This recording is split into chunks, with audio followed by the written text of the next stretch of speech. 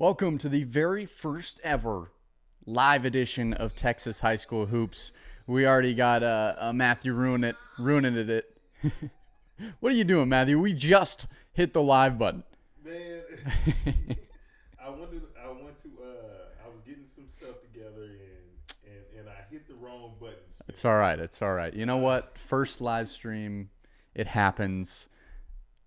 It's all right. I forgive you this time. If it happens again, you're kicked out. Well, welcome in. That's Matthew Bryce. I'm Spencer Patterson. We got Jake Dexter on the sticks today, making sure everything runs smoothly. Let's have some fun. Let's enjoy Texas high school basketball while it's still around. We've only got a few weeks until playoffs. The season is so incredibly short. You have to enjoy it while it's here. So let's enjoy it, and let's start off enjoying it by taking a look at ESPN's Sports Center Next Top 25. Now we look at every week. This has been kind of a tradition. Well, first of all, last week we did not have an episode because, well, I'm not as quite as tech savvy as I initially thought I was. We filmed the whole episode and the audio was messed up the whole time, unfortunately. We got a clip out of it, so we're good. But we put out a graphic last week of our games of the week, so we will be recapping those and giving you a whole new slate of games of the week for this week.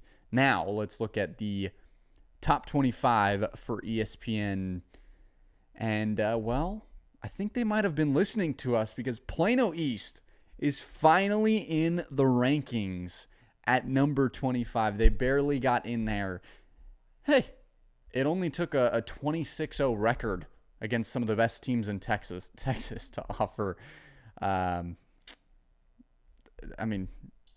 it. Really, 26-0 record, and now you're finally in the rankings. I find that ridiculous. A 26-0 record and us complaining about it because we talked about it constantly. Right. But hey, they are in there. Great job, Panthers. Great job. They're going to keep rolling. I don't think that this has anything to do with how they've been playing recently at all. Now, they're at 25. Say they move up. Who's the next team that gets in there, Matthew? Oh, the next team that gets in there? Mm-hmm. You know, I have to question, does Round Rock Stony Point find themselves back in it? That's true. They were, what, 23 at their best? Yes, sir. And then same with Lake Travis was up there with them. Lake Travis has now just kind of struggled this year with Hudson Greer and his injury. But I think Stony Point makes the most sense. They're number 2 in 6A. However, there's some good teams out there. We'll see what happens as this time goes on. North Crowley's in there. Do they look at some 5A teams? Do they look at Lancaster? They're pretty darn good. Do they look at Fort Worth Eastern Hills, a small school? I don't know. It's ESPN, though, so probably not. Right. They're going to play it by the classifications more than likely. Yeah. As well as how the prep schools are doing. And yeah. I don't think they get that. It would be nice to question, but I don't think they get that far. But Lancaster, we'll see if they make enough noise to sneak in there. That's a good question. I think they're the one team that is not in 6A that could potentially do it. But we'll just have to wait and see. We'll see if Plano East is in there for more than 1 week, hopefully. Gosh. And it's the week right before their toughest week they have all season long, which I think is quite interesting. All right, Matthew. Our favorite, at least my favorite segment that we do.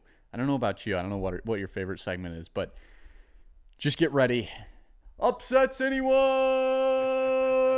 We got some upsets, some exciting ones. We've had not very many upsets happen each week, I'm realizing. Right.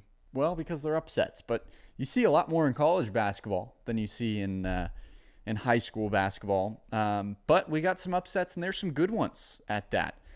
Let's take a look at the first one. Now, this is one that was a shocker, a big-time shocker. Tyler High upsets number 16 Longview 53-49. That's Longview's first district loss. They just got into the rankings for the first time all season long, and then they drop out. We'll get into that. They drop out from this loss, but losing to Tyler High, it's tough. Now I believe Mount Pleasant's at number 1 in the district. It's a battle in that district, though. Yes, sir. Mount Pleasant is back at the top spot in that district. I did not expect Tyler to take it to Longview.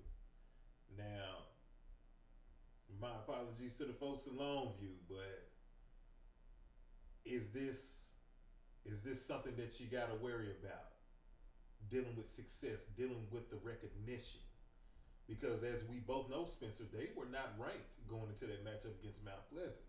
That they won. Of course, they beat Mount Pleasant 44-39. And then the game against Tyler was right after the matchup against Mount Pleasant. So it does make you question.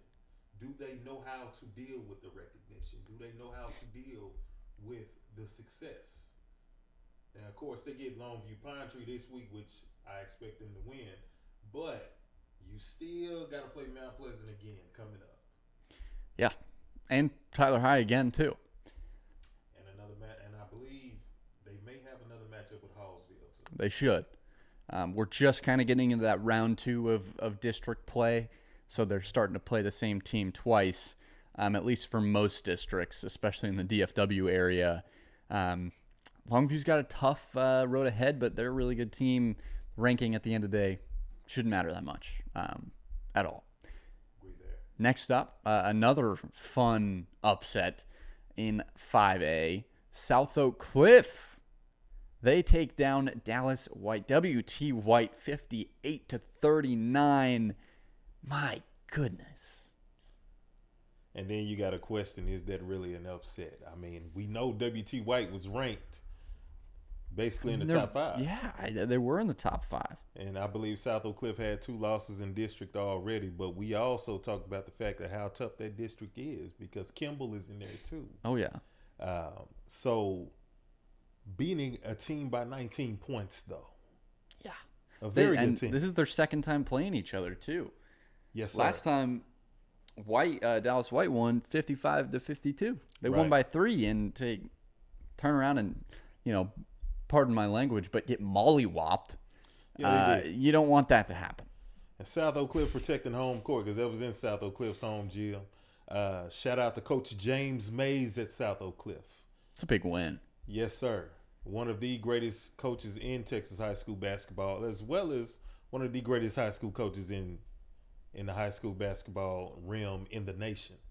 Mays is a great one, and South Oak Cliff is well coached. So you think about it, you think about them taking that 3-point loss early in the year, and it made you wonder, was WT White gonna get him a second time? And we found out that was not the case, and Sock took it to him, and they didn't just take it to him; they hit him over the head. Yeah, no, if you're a top 5 team, you don't want to lose to an unranked team, especially like that. So that's a tough game to lose. WT White has a fairly easy schedule other than they play Kimball once. That's going to be their next game to look forward to, is that February 2nd. Well, they got to get through their games. Right. Because you can lose to anybody. Just don't. That's my advice. So speaking of South Oak Cliff, though, they get into the rankings. Them and Kimball get into the rankings. So WT White, South Oak Cliff, and Kimball all in the same district, all in the top 25 in 5A. But let's take a look at 6A's rankings in the top 25. A lot of changes. This is the most changes that we had all season long. And wow. I mean, it's been every single week we're like, top 15 stays the same, top 13 stays the same. And usually that 13 or whatever either moves up 1 spot, 2 spots, whatever. But this is not the case this week. Only the top 6 stay the same, which is just absurd. Lake Ridge. Let's start off with them. That game that you were at, Lake Ridge versus Waxahachie. We will recap that later. Waxahachie ended up taking it. So Lake Ridge falls from 7 to 12. Waxahachie jumps from 22 to 10, which is just a giant jump for Waxahachie, going ahead of Lake Ridge now at that 10 spot. New Braunfels, they jump from 20 to 14. Lake Travis falls from 12 to 17. Quite a few big moves, see? Keller jumps from 21 to 15. And then Clemens, who lost to New Braunfels, falls from 15 to 20. Hopefully you're sticking with me here. This is a lot of numbers that I'm throwing at you. It is a lot. South Grand Prairie, who lost to Haltom, falls from 13 to 21. Cypress Ranch falls out of the rankings from 16 after losing 2 games in a row to Cypress Woods and Cypress Springs. And then finally, to round us out in 6A, McKinney is the only new team in the rankings, and they're at number 25. Shout out to McKinney getting in there. That's a very good McKinney Lion team. Of course, we saw them in person against Allen. Yeah. Allen's really good. Absolutely. One of the deepest backcourts in the state. And McKinney played them pretty tough, but Allen was just proved to be a little bit too much. They had a little bit more depth, a little bit more talent, and they beat a good McKinney team. As we can see, McKinney is 20-6. They didn't get there on accident. No, sir. So the top 10 for Class 6A, which I, for the most part, agree with.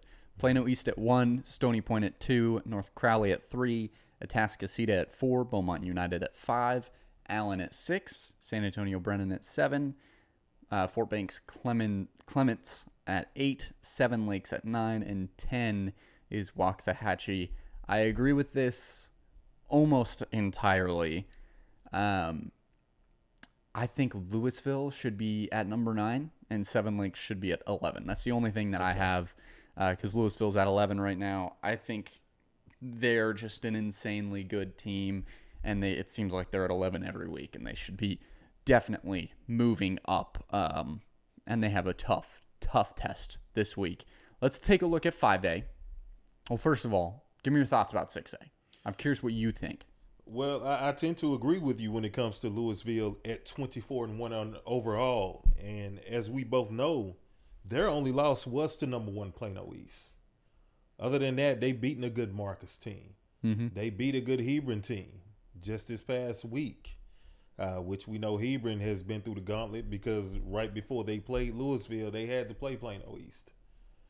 So I tend to agree with having Louisville at the 9 spot. Seven Lakes and Waxahachie. You know, you could flip a coin. Either one could be 10, either one could be 11. I have no problem with Waxahachie jumping up to 11 or 10 because that Lake Ridge team that they beat is a great team. Oh, yeah. That's a very good team. And for Waxahachie to turn up, well, we're going to get into that. Just to basically, yeah, we'll talk about that later. I'm going too fast. No, but seriously, like, they were at 22 2 weeks ago. Right. After they beat Duncanville, which at the time, we considered that an upset because Waxahachie was unranked. Duncanville was ranked 2 weeks ago, and now they're already at number 10. I mean, that's absurd to move up the ranks that quickly. And personally, they were disrespected at the beginning of the season. They did have some losses, but they're a heck of a team, and they're doing a heck of a job. Now let's move to 5A. Again, a little bit of a change. This time, it's pretty similar other than the top 4 stay the same, so you think, oh my gosh, so much changed. But no, it's really just Dallas White drops from 5 to 9, and then everybody just moves up a spot. Longview out of the rankings after that loss to Tyler High, which is they were unranked 2 weeks ago. Last week, they get into the rankings at 16. They're already gone. They are a heck of a team, and one loss, it hurts, but that loss to Tyler High, you just can't have happen. Frisco Heritage, another team that's out of the rankings after being ranked 25. And then the brand new teams, we mentioned it, Kimball and South Oak Cliff. That's it in 5A. Not too many changes. The top 10 there is Lancaster, Veterans Memorial, San Antonio Veterans Memorial, Fort Banks Marshall, El Paso, is it Chapin? Chapin. And Fort Bend Marshall. Fort Bend. Oh, I'm saying the wrong one. That's my bad. Wait, what was I saying? Fort Banks. Fort Banks. I don't even know where that is from. I don't know where Fort Banks is either. Well, wherever that is, let me know. Amarillo, Rouse, Mansfield, Summit, Frisco Lone Star, Dallas White, and Argyle. That's the top 10. I like it. I wouldn't change anything. Honestly, it's a good top 10. You know what? I lied. I'd put Lone Star way up there. I'd put Lone Star at 3 probably and move everybody down a spot. Lone Star is your pick to win the 5A crown, correct? Yes, they are just having a ridiculous season. They're too good. They're too good. We sticking with that? I am. I like it. I am. I like it. I'm also sticking with my 6A. You remember it? Stony Point. I do remember that. What was yours, Plano East or North It's Crowley? still Plano East. Gotcha. It's still Plano East. But, you know, you can't sleep on Stony Point. No. That is an outstanding team. All of the other teams in the top 10, really the top 25, you can absolutely call it. Because Keller. Gosh. And the thing is, Are they too low? I mean, yeah, honestly, they're too far down there. They're really good. The thing is with Texas high school basketball, the games are so short. Mm-hmm. It's what, 32-minute games? Yeah. That's it. I mean, it takes one team to just get hot. Really, one quarter is all it takes. Yeah, it doesn't Just take get much. super hot, and then boom, it's over. Yeah. And so that's, I mean, super dangerous. And a lot of depth, too. Super dangerous. Lots of depth in Texas high school basketball as well. Well, let's move on to 4A now to finish out the rankings. Not a lot of changes. Top 10 remain the same. Anna, however, drops from 11 to 21. That is a massive drop. Panther Creek and Caddo Mills are new to the rankings. And then Salina drops out from 20 and Dallas Lincoln drops out from 25. So a good healthy amount of change. Not very much. That 4A is just really, really strong this year. Class 4A is very, very fun to watch. And we talked about Anna making that big drop. And, you know, the Panther Creek loss played a part. They lost to a very good Frisco Panther Creek team by 5. Now they came back and got a big win over Van Alstyne, who we spoke about Van Alstyne the other day, the last time we taped. And Van Alstyne, you know, they ended up having themselves a very big win over what is supposed to be a pretty good Aubrey team. Mm-hmm. Beat them by 21. And then beat Ranchview right after that before they took it on the chin against Anna. So 4A, still one of my funnest, in my opinion, me personally, speaking for myself, the funnest division to watch in basketball because there is a lot going on. From Eastern Hills to Houston, Booker T. Washington to Canyon, all 3 of the Canyon schools. Oh, yeah. Kennedale, Alvarado, and that district with Anna, Salina, Ranchview, and Aubrey and Panther Creek. It's stacked. Yeah, it is. 4A is stacked. And we talk about 6A all the time and how young it is. And 5A, both 6A and 5A, really flooded with sophomores. A little bit of juniors, but mainly flooded with sophomores. 4A, that's, you know, there's so many Division I prospects, seniors, and a bunch of fantastic players in 4A right now. Man. Absolutely. Was Eastern Hills your 4A pick? It was, wasn't it? I'm sticking with it. And again, that may be a homer pick due to that being my home city where I was born and raised and being a Fort Worth Independent School District product myself. So, yeah, I may be being a homer with that pick. But, hey, they're number 1, and as we spoke about it, they have a win over North Crowley. 6A number 3 North Crowley, mind you. And they've been stuck at 3 all season long. So that is an impressive win earlier in the season that we keep going back to. My pick for 4A was Silsbee. I like it. Gotta love Silsbee. They're a heck of a team. They're doing a fantastic job. All right, well, that's the rankings. Very fun rankings this week. Lots of movement. I know we're live this week, so if you guys have any thoughts about anything, make sure you are commenting, and we'll probably respond to them if we get a chance to. All right. Another fun segment. Texas High School Hoops Player of the Week is none other than Stony Point's very own 3-star class of 24, Josiah Mosley. Brand new, fresh on 24/7 Sports, now the number 1 ranked prospect in all of Texas high school basketball. He jumped Nick Cody, and he's a fantastic player. He's coming off a 36-point, 13 rebound, 5 assist, 6 block game in the win over Manor that they won 72-56. Let that sink in. 72-56, and he got that much action with that many statistical points on the stat sheet. I mean, come on. That is ridiculous. Josiah Mosley should not be a 3-star. I've talked about this. He should not be a 3-star. He should be at least a 4-star. And from what I've seen, some of his best stuff is 5-star material. The 36 points is literally 50% of what Stony Point scored as a team against Manor. They scored 72 points, and he put up 36 of them. 13 rebounds. And as you spoke about, 32-minute game. We play 8-minute quarters here. 5 assists, 6 blocks. Again, in a 32-minute game. 6 blocks in a 32-minute game. He was really, he did everything. He did. Shout out to Josiah Mosley. Great job on getting the Player of the Week. Hope to see more of that. We want to see more of that.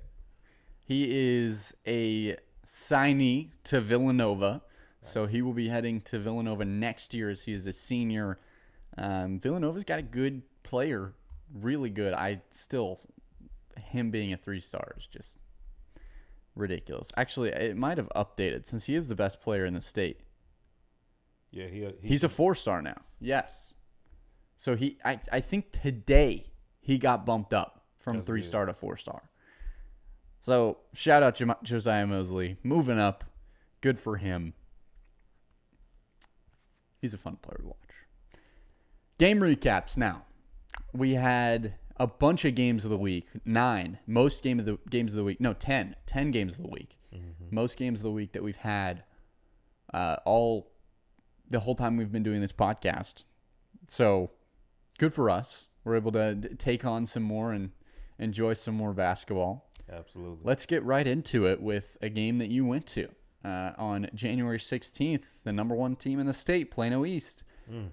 They took on Hebron, and they won 68-43. It wasn't close. Take you through a little bit of the statistics. Jalen Hines scored 17 for Hebron. He's been a very quality player for Hebron all season long. And Plano East, they just dominated this game all the way through. DJ Hall and Jordan Mizell, they're like that. They are like that. Jordan Mizell had 11 points, where DJ Hall had 16. You were in the building. Take me through what happened in that building. Plano East was dominant from the opening tip. They did what they wanted, however they wanted, and there was nothing that Hebron could do about it. You saw the difference in team play and talent level. It was pretty much one-sided, and I don't believe it was as close as the score indicated. And I say that as Hebron is a very good team. They have a solid team, but Plano East is that good. Xavier Miller only scored 8 points for Plano East, but his energy was everything. He plays with a lot of energy. I would say he is one of the guys that you just looking at him, you can tell that he is one of he's one of the heart and souls of that team, along with DJ Hall and Jordan Mizell. He's one of the guys that hold everything together, the glue. He is one of those type of guys, and shout out to Xavier Miller. Great game you played on Friday night. Yes, sir. Hebron, Jalen Haynes had a very good game. It just wasn't enough. And I would say he was one of the better players on the court, on regardless of what side, regardless of what team we're talking about. Absolutely, I like Jalen Haynes a lot. Yeah, he's a heck of a player, and he has been all season long, and he will continue to be that guy for Hebron. And something else about Plano East, everyone on the team rebounds. The guards, we know what they have at the post position. We know what they have at the forwards. The guards rebound just as well. Everyone is coming off the bench, crashing the boards. They're 10 deep, at least, maybe even 12 to 15. I'm sticking with them to win 6A. That's fair. I mean, undefeated, no signs of losing anytime soon. They're doing a fantastic job so far. Mm-hmm. Let's keep talking about Hebron. They had 2 games in our games of the week last week. The other game was against Louisville. They ended up losing again. This time it was an overtime, 69-66 final score. Number 11, Louisville defeats unranked Hebron. Hebron has had 4 overtime games in the past 3 weeks. Mm-hmm. They are always down to the wire, always playing very, very hard. Jalen Haynes, talk about a heck of a game. He had 29 points. Just absurd. And for Louisville, A.J. McPeters with 26 and Rakai Crawford with 20. They ended up getting the job done. And Louisville shouldn't be number 11. They've been number 11 for too many weeks in a row. They are a heck of a team. But 69-66 final score there. And even in defeat, this tells you how good Hebron is, because that game against Louisville was literally 3 days after they played Plano East, within the same week. And they pushed Louisville to OT, a very good Louisville team, to overtime, and came out on the short end of the stick by just 3 points. So that tells you, being able to go toe-to-toe with Louisville like that, push them to OT, that tells you what kind of team Hebron has. And come playoff time, I could see them pulling the rug from under someone's feet. Absolutely. And it wouldn't be a surprise to me. Now, going too far, I know I tend to do that because I tend to ramble. Playoff time comes around, and Plano East and Louisville could very well see Hebron again. It's true. And while I picked Plano East to win it all, you know, I tend to get a little nervous if they have to see Louisville or Hebron a third time. But that's down the road. That's 3 weeks. We got to a time. month down the road. Yeah, we got time. Let me stop rambling. Let me stop going too far. We got time, but you're right. That district is just very tough. Very, very tough district to play in. Mm-hmm. Can't forget about Marcus. They're a great team in there too. That's been causing some noise. I keep forgetting to do this, but our picks. We got to keep updated on the picks. Plano East versus Hebron. We both picked Plano East. We both got it. Louisville versus Hebron. You picked Hebron. I picked Louisville. So I got you got the short end of the stick there. Yep. But, you know, it happens. We're not experts. It happens. Hey, speak for yourself. Speak for yourself. I think with my pick record, I can be considered an expert. Is that right? I like the confidence. I love it. I love the confidence. Let's take a look at a 5A game from last week. Bernie Champion, San Antonio Veterans Memorial. This was a very low-scoring game. And Bernie Champion, number 13 last week. Mm-hmm. San Antonio Veterans Memorial, number 2. Champion led at halftime in this game. The final score was 41-31. San Antonio Veterans Memorial wins it. Man. You know, when you get a low-scoring game like that, especially with those two teams, and Bernie Champion is a very good team as well, it tells you the level of defense that was played. There was some good defense played on both ends, and no shot came easy. No. Everyone, whatever shot went up whether it was something at the basket or even a jump shot. They had to work for it. Oh yeah, and that's what it was. It was a lot of defense in that game. Charlie Georgilos had 21 points. That is well over half the points for Champion. 21 out of the 31 points, and 17 of his 21 points came in the first half of play. He had a great game. Obviously, wasn't enough. And for Veterans Memorial, I mean, you hold a team to 31 points. It's ridiculous. I believe they only have one loss on the season. Yeah, one loss on the season. They're undefeated in district play. And Demarion Dennis had 10 points. That's it. But that's all it took because he led the team in all aspects of the game. Great court vision. Was able to find his teammates open and outscore Bernie Champion by 10. That's all they needed. A win is a win. Win is a win. Next up, Westlake taking on Lake Travis. That's number 19, Westlake. Number 12, Lake Travis. And we both picked San Antonio Veterans Memorial. I keep doing this. You got to remind me, Matthew. You have to remind me. Veterans Memorial, we both picked them, so we both got a W. All right, number 19, Westlake. Number 12, Lake Travis. Westlake takes it by 2, 48-46, the final score. That is a massive, massive win for Westlake.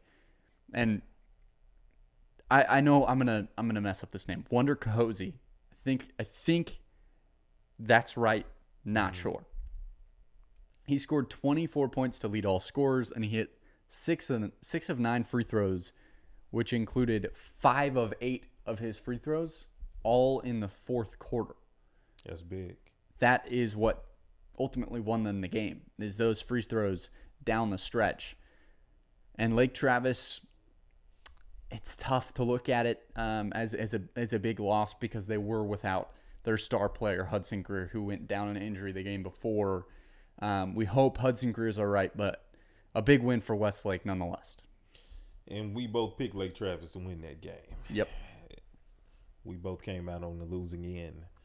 Lake Travis and Westlake, that's an intense rivalry. It's a fun rivalry.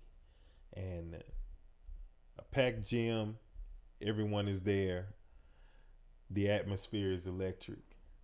And the Chaparrals were able to pull it out. Hudson Greer or no Hudson Greer, as you stated, we hope he's okay. Lake Travis is still a very good team, as you can see. Oh, yeah, even without Hudson Greer. Don't matter. Lake Travis has been a top-ranked team for a reason. Hudson Greer obviously has a big part of that, but at the end of the day, Westlake took a great Lake Travis team down to the stretch and ended up pulling it out. All right, South Grand Prairie, number 13 versus unranked Haltom. What a game this was. Haltom takes it 62-61 in what was a fantastic game throughout. For South Grand Prairie, Cameron Paul had 20 points. And Kuala Tak, the kid who had 48 points last week in a game against Bowie. He comes back, has 28 points in the game right after against South Grand Prairie, including the game-sealing free throw. My goodness. 62-61 was the final score. You picked South Grand Prairie. I picked Haltom. I got the W there.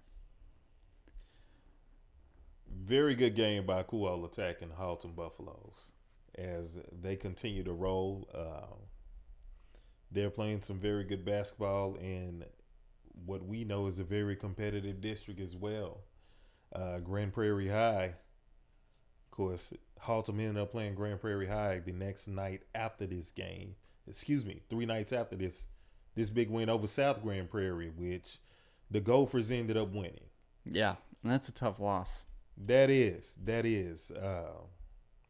So we'll see how Haltom bounces back moving forward, starting tomorrow evening. But nonetheless, good win for Haltom over South Grand Prairie because South Grand Prairie is an outstanding team. And I want to talk about that loss to Grand Prairie. it's kind of deceiving. Grand Prairie is 15-13 on the season. So you're like, well, they're not that good. They're 6-1 in district play, and you take a look at some of these losses and some of their wins too. Right. They lost to Fort Worth Eastern Hills, which is the number 1 team in 4A, only by 2. And then they beat Midlothian by 4. They did lose to Louisville by a good margin, but that's Louisville. They lost to a really good Highland Park team. I mean, they're a great team. They lost to Dallas Pinkston, who's been a solid team in 4A, by 3. They are a good team, and their overall record may not suggest that, but their district record is just 6-1. It's pretty darn good. Yeah, you're not 6-1 on accident in that district. Now, the one loss in district was a 21-point loss to a rival, South Grand Prairie, on January 5th. But beating Martin by 3 and then turning around and beating Halton by 3. You know, you again, they didn't get here on accident. They took some lumps. They took their lumps earlier in the season. And it makes you wonder, was there something else at play going on when they took those losses? Did they have some guys out? The 2-point loss against Eastern Hills, while Eastern Hills is 4A. As we talked about, Eastern Hills also has a win over North Crowley, Mansfield Legacy, and an overtime loss to South Lake Carroll. So Eastern Hills can play with most 6A teams anyway. That's not a bad loss. No, not a bad loss at all. I mean, for a team that isn't very doesn't have very much attention on them, to lose by 2 to one of the best teams in the state, that includes all classifications. Then yeah, I'd say you're doing pretty well for yourself. Absolutely. Let's rapid fire through these next 4 games. New Braunfels, number 20, beats number 15 Clemens 59-53. New Braunfels, Jaden James had 20 points for Clemens. They were up 33-27 at the half, and New Braunfels outscored Clemens by 12 in the second half to be able to take that game. And these teams will play again, so keep an eye out. That is a heck of a game. That was to begin district play, so heck of a game to start district play. Great job to the Unicorns. Yes. Gosh, we did it again. I picked New Braunfels. You picked Clemens, so I got the win. You got another loss. So when you say that we are not experts, you are not an expert. Okay. All right. We going to see about that because we not done here. All right. We don't have to get too far into it. All right, next up, Ryan versus Birdville. We both picked Birdville, and we both lost because Ryan took it 57-50. Ryan's Caden Jackson and Scotty Johnson each had 17 points, and then they outscored Birdville 12-2 in the second quarter. Only allowing 2 points? It's ridiculous. And then Birdville's Trent Bowers had 20. It's a great win for Ryan. Really good district.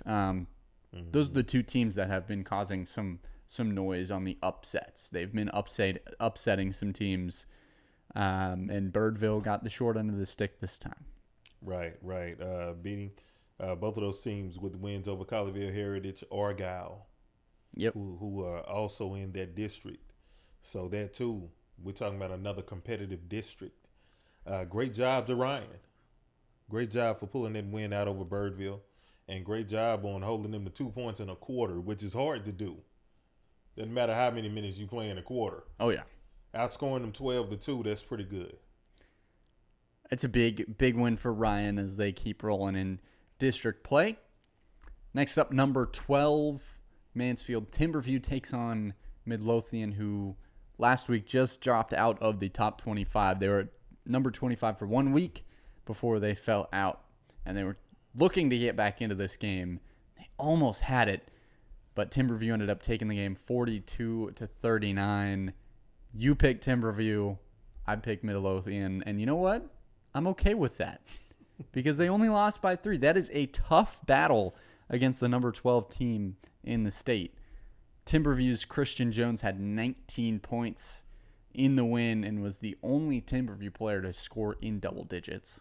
And then Midlothian's Bryce Dennison had 13 points and Alex Gilmore had 10. A heck of a game between two really good teams. Outstanding game between two outstanding teams. Timberview, one of 5 of Mansfield ISD schools, which they seem to have the market cornered on basketball because all 5 of them, for the most part, are pretty. At worst, they're pretty solid. So great job for Timberview. They have Summit coming up down the road. That'll be a game to watch. We might need to go to that one. Maybe. We'll see. There's some great games coming up. Yes, sir. There's a lot of great games. Okay. Before our game of the week, we had one more game. Belton versus Shoemaker. That's number 20 Belton versus number 19 Shoemaker. This is one of the most stacked districts in all of Texas high school basketball. It's nuts. Yes. The top 4 teams in the district are all ranked in the top 25. And Shoemaker ended up taking this one 54-50. We both picked Belton, and we both lost. And it was a close game. I mean, 4-point loss. You can't be too mad. But as of right now, the district standings are number 1 University, number 2 Shoemaker, number 3 Belton, and number 4 Ellison, all ranked in the top 25. That is, I'm so interested to see who's gonna be at the top by the end of the district season. And you know, with a district with 4 teams like these 4, we have 3 more weeks of district play. So much can change in those 3 weeks. A lot can change. I really can't call who will win it because all 4 are capable of winning it. Oh yeah, most definitely. Every single one of them has a loss, and it's all to each other. Right. So they're all right there with each other. It's not like one team is so much better and they're all ranked, but no, they're all right at the same level of play. They're going to beat up on each other all season long. Absolutely. All right, let's take a look at the game of the week. Now, this game was a classic. One of the best games that we've seen all season long. This could be game of the year. It was that good. Number 22, Waxahachie, now number 10, because of this game right here, takes on number 7, Lake Ridge. Waxahachie wins it 74-68. Get this. Lake Ridge led by 16 points at the half. 41-25. Yes. I was getting DMs saying, no, we were getting DMs. Yeah, on our Instagram page from Lake Ridge folks. Now, we posted a video. It has roughly 10,000 views about previewing this game. Yeah. The entire comment section is all Lake Ridge fans. There's not one Waxahachie fan in that comment section. They were angry about us both picking Waxahachie. And Lake Ridge, the fans were mad. In our DMs, they said... We got cooked. At halftime, they said... We were getting cooked in the comments. At halftime in our DMs, they said, you should have picked Lake Ridge. I didn't respond because I knew there was plenty of time left. Yeah. Wasn't sure what was going to happen. Right. And then magic happened. Waxahachie went on a 35-6 run in the second half to take this game. 35-6. Wow. Waxahachie had 4 players in scoring double digits, but atop of everyone was Parker Jefferson, 22 points, 5 rebounds, 3 assists. That dude is a maniac. He is so fun to watch. And then Lake Ridge, of course, they still played really good basketball, especially in that first half. Amir McMillian had 25 points and Amari Rose had 15. A fantastic game throughout. Waxahachie took it 74-68. And let me say this to the Lake Ridge fans. I'm gonna show y'all some love too for showing up and showing out. Yeah. The support. I love that. We do love it. We love it. We respect it, and we want to see more of that because we have not seen fans show up for their team the way y'all did. We have not seen that yet. So shout out to the Lake Ridge parents and fans for showing up and representing your team and defending them. No beef from us. We're not gonna clown you for that at all. We're gonna show you some love for that. Absolutely, 100%. Keep that up because they're gonna need it. They got a playoff run coming up down the road, and they still got a tough district slate to finish out. So keep supporting them the way y'all do, and they'll be just fine. As far as Waxahachie goes, the level of defense that they displayed, Parker Jefferson and the rest of those guys, Waxahachie plays outstanding defense. They didn't panic. Again, this was 41-25 in favor of Lake Ridge at halftime. It felt like it was over. At the end of the third quarter, Lake Ridge led 45-42, and I got to thinking to myself, Waxahachie's going to win this because you can see all of the momentum swing towards Hatchie. Once you have the momentum, especially after halftime, when there's only 16 minutes, you're rolling, and it's hard to stop.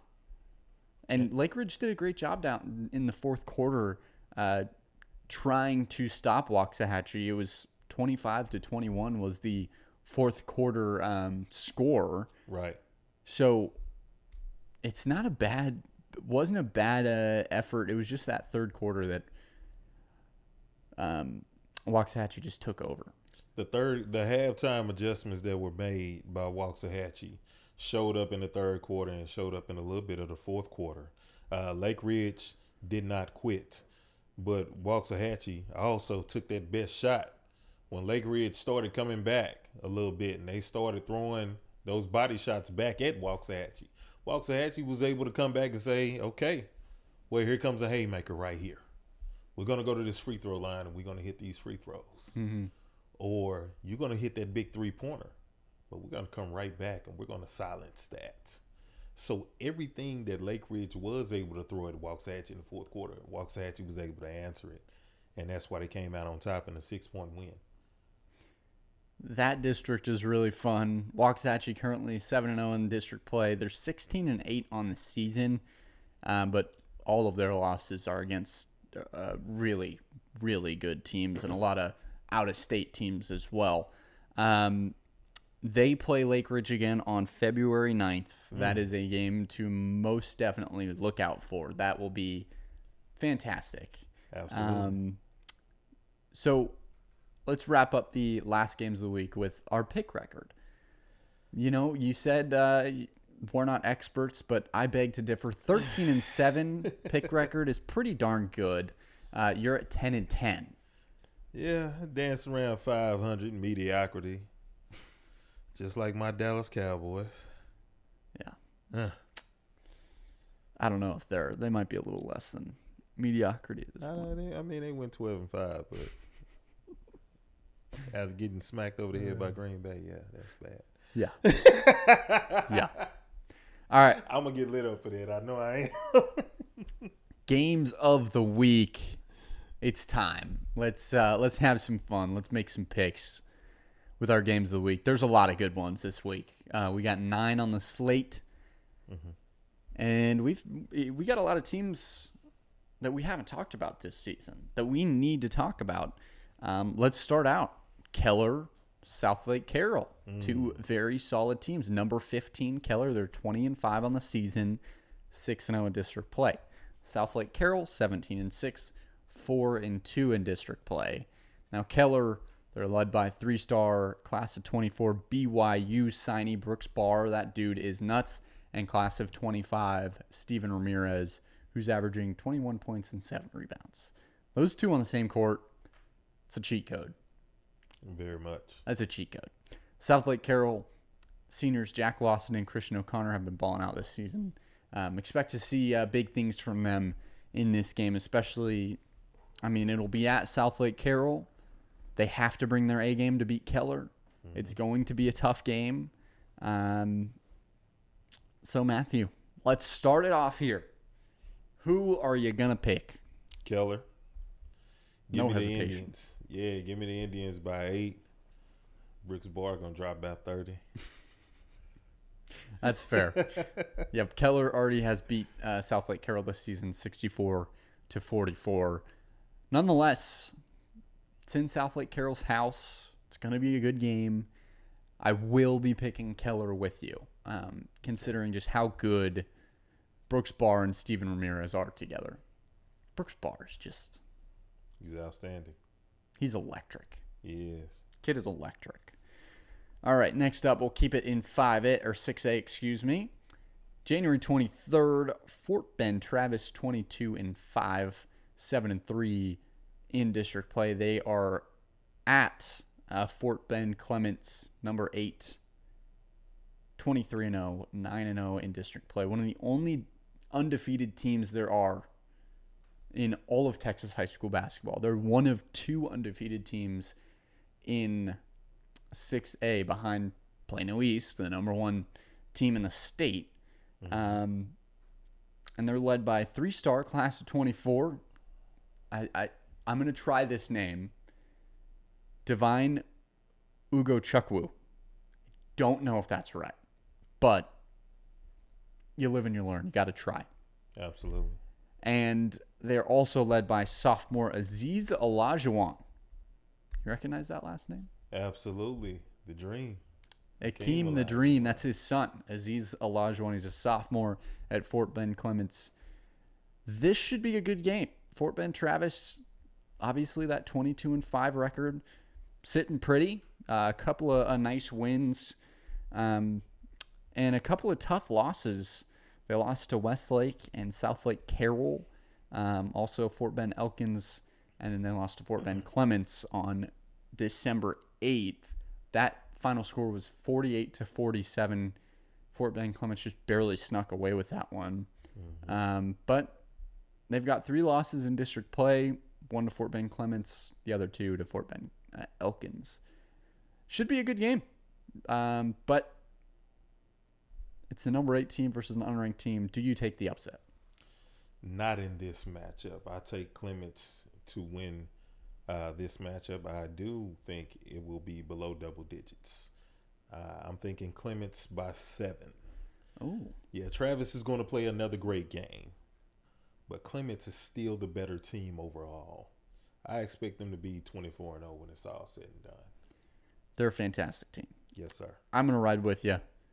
Let's both go with Fort Bend Clements. They are a threat to be reckoned with, and a threat that, yes, they're number 8, but is that disrespectful at this point? They're undefeated. I mean, they've been playing very, very good basketball. Depends on who you ask, because being 23-0 is nothing to sneeze at. But you got to look at who's in front of them, too. You know, there are no slouches in front of them in the 6A rankings. You know, though they're top 7. I mean, how do you argue against any of them?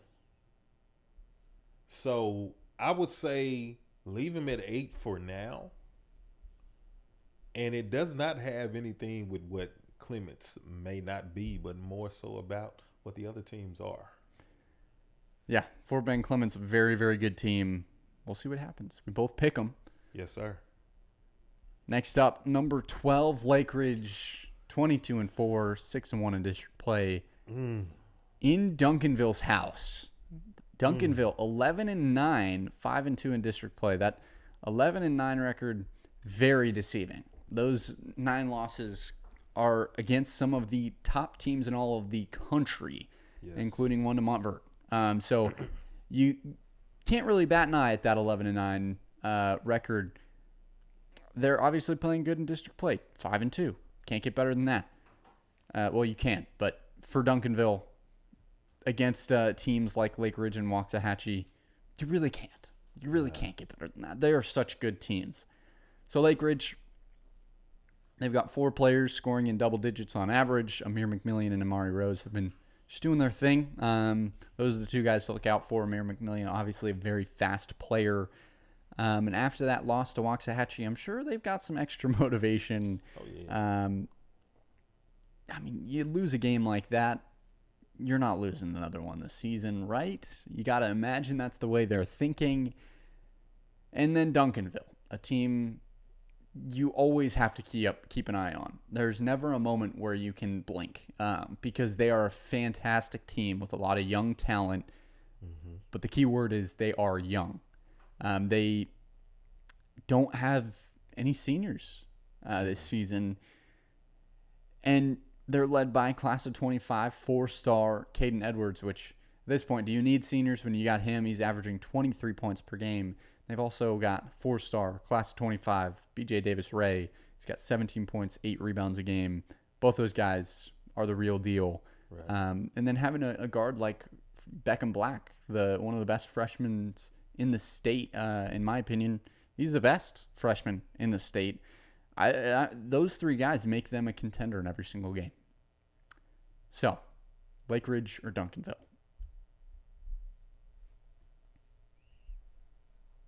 I'm going Lake Ridge. By 6. I do believe Duncanville will make things interesting. They're going to make it tough. But the veteran leadership from Lake Ridge will propel them in the end. Duncanville is growing up as the season goes, though. And, oh, man. Give me Lake Ridge. You thought about it. I did. I thought about taking Duncanville. Man. But I got to go with Lake Ridge. I think after that loss to Waxahachie, they're going to come in with extra fire. I'm going to take Lake Ridge as well. Gotcha. Next up, Argyle versus Colleyville Heritage. This will be at Colleyville Heritage. Argyle's number 10. And Colleyville Heritage, you'll remember, I think 2 weeks ago, they were number 13. They lost to Denton Ryan, and they got booted out all the way out of the top 25. So they're looking to get back in there. Both these teams are having a heck of a season. And if you look at Argyle, their 3 losses are to the number 2 team in 6A, Stony Point, the number 11 team in 6A, Louisville. And then the last one was the upset by Birdville, which, that's one game to a team that causes a lot of problems for a lot of teams. And then right. Colleyville Heritage, they are a heck of a team, and they lost to Denton Ryan, like we mentioned. And to get back in the top 25, beating Argyle is the perfect way to do it. They're led by senior Tristan Strength, who's averaging 16 points a game. Argyle or Colleyville Heritage, let's hear it. Colleyville Heritage. Give me the Panthers in a win over the Eagles to get Colleyville Heritage back in the top 25 in Class 5A. That's fair. That is fair. They're a heck of a team, and they're hungry. They're most definitely hungry. I am going to have to go with Argyle. I think that they are a really, really good team. And so is Colleyville Heritage, but Argyle didn't drop out of the top 25 for a reason. Right. And Colleyville Heritage, they dropped from 13 to 25, or out of the top 25. That says something. That says something wasn't real. Something wasn't serious. So Argyle is my pick. You pick Colleyville Heritage. It's the first time today that we've gone against each other. Yes, sir. Next up, University versus Belton. University number 16 and number 1 in the district. 22-4, 6-1 in district play. They are taking on Belton at Belton, number 20, 23-4, 5-2. University won 75-63 in the first matchup between these two teams. University have a very young team. Now I want to talk about London Smith, class of 26. He's a 5-star receiver in football. He scored 19 points and 6 assists in the first game against Belton. He's a shooter. He loves that 3 ball. Mm-hmm. But against Waco, and they had a big win against Waco, the head coach of Baylor, football head coach, Dave Aranda, came out and watched him play basketball.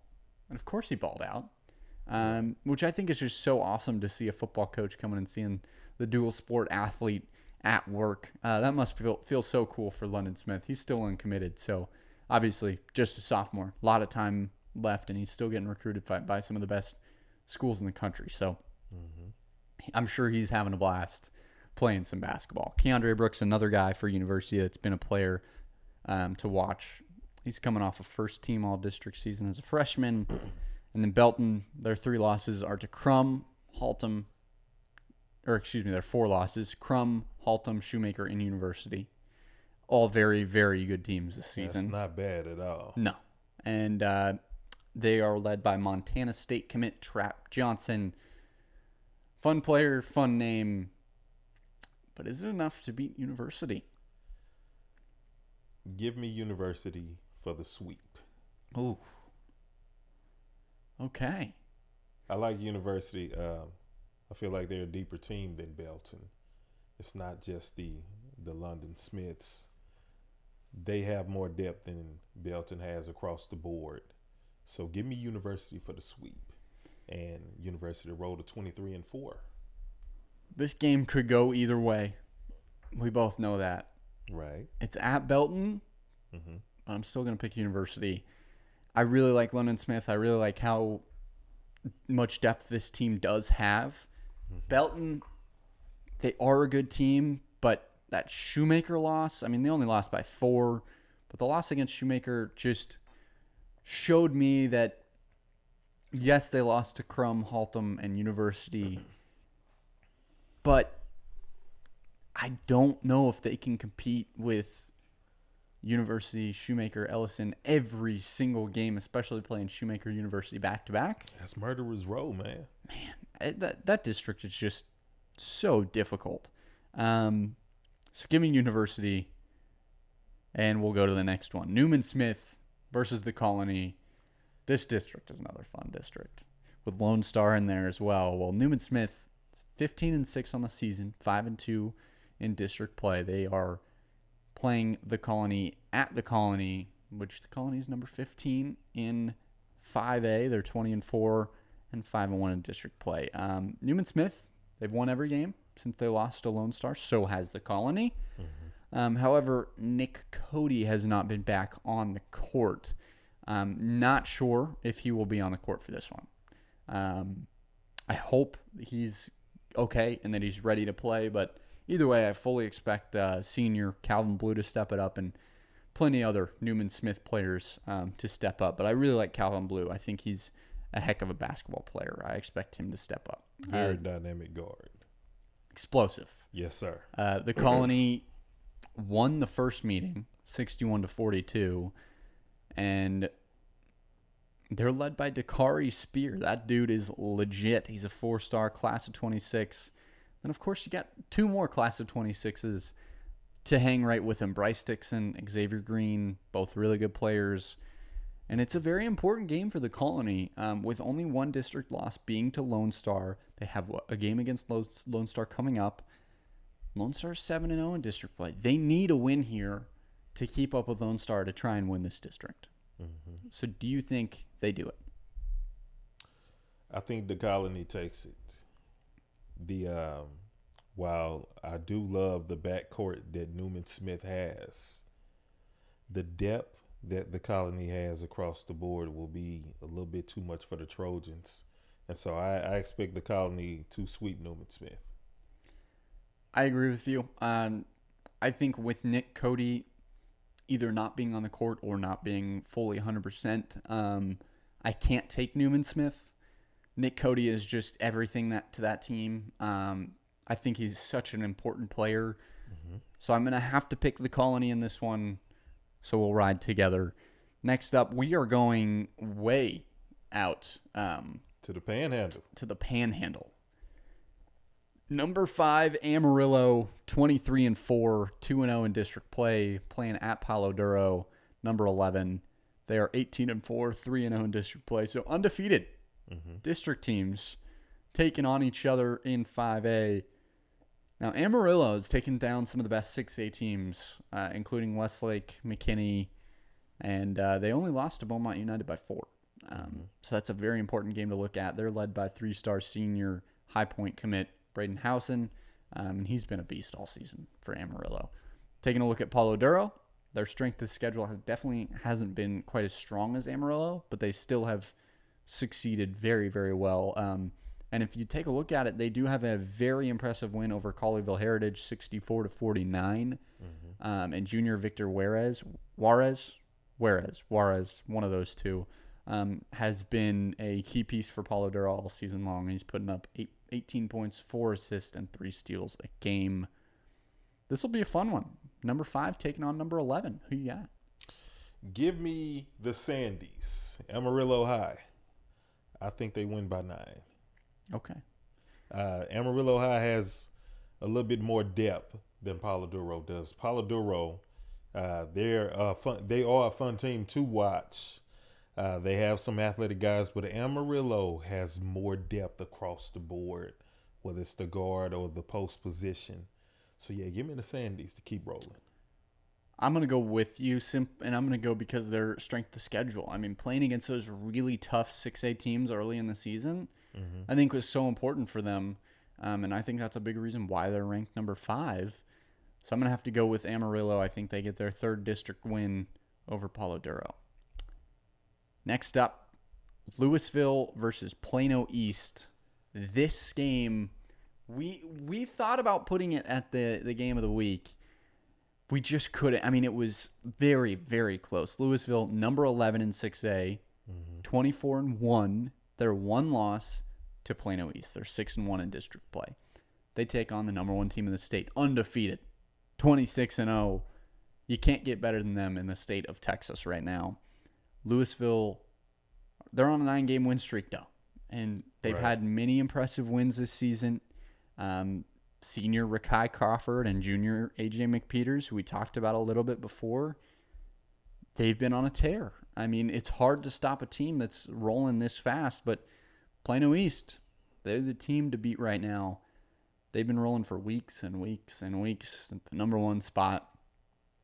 So this will be their toughest district test late in the season, most definitely.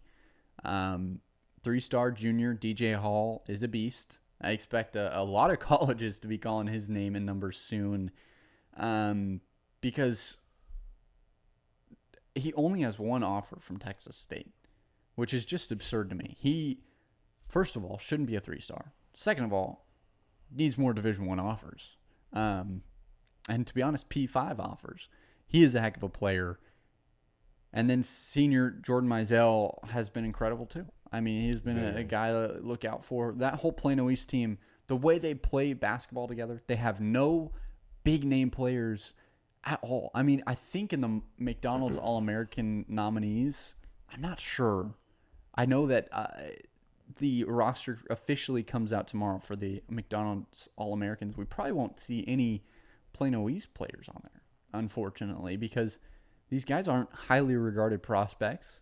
Nobody on that team is very important, and I don't know if this is correct, so correct me if I'm wrong out there, but I don't think they had any McDonald's All-American nominees or honorable mentions. So Plano East to be as good as they are without any big name players is ridiculous. And DJ Hall's a junior leading this team. Ridiculous. At this point, it's either Louisville wins this game or Plano East will go undefeated for the season. Plano East going 27-0 after this win against Louisville. Plano East, the way they play, it reminds me. I continue to show my age when I say Plano East plays a style of basketball that the Indiana Hoosiers played under Bobby Knight. Guys like Calbert Cheney. They were team guys. They play fundamentally sound basketball, and I can't stress enough about how well the entire team rebounds. Everyone. First, second, third string guards, first, second, third string post. They are all crashing the boards. There truly is no IN team with them. Give me Plano East until somebody proves me wrong. You know what? I'm going with you. Plano East is just that good. I think they go undefeated this season. I think they go undefeated. Now, when it comes to state, that's where it gets tricky. Or when it comes to playoffs, that's when it gets tricky because then it's, you're playing against some of the best teams over and over and over again, and you only got 32 minutes on the court each time. Where one team, all it takes is one team, like a Haltom, where Cool Attack just goes off 48 points, and it's over. I mean, it's tough. Plano East is Plano East, though, and I'm going to ride with them. Now, the game of the week, Texas High School Hoops game of the week.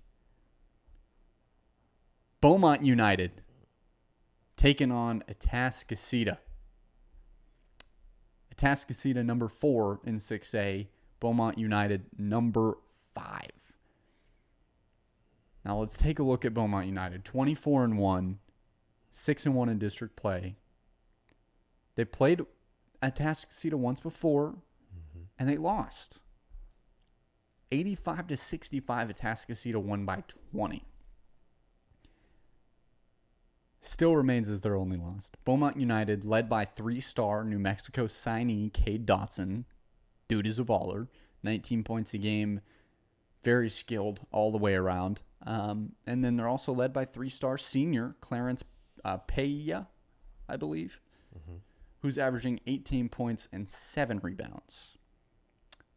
Now taking a look at Atascocita, they're 23-6, but on Max Preps it says their first 4 games were forfeits. I looked back through their Twitter, and they won some of those games, at least 2 or 3 that I saw. So I don't think the 23-6 record is completely accurate, but I'm not sure. They are 7-0 in district play. At this point in the season, that's all that matters. They are led by 6'5", class of 24, Brown commit. Yes, the Ivy League, Brown. Jarrell Barron Jr. He is an incredible basketball player in all aspects. He excels in everything.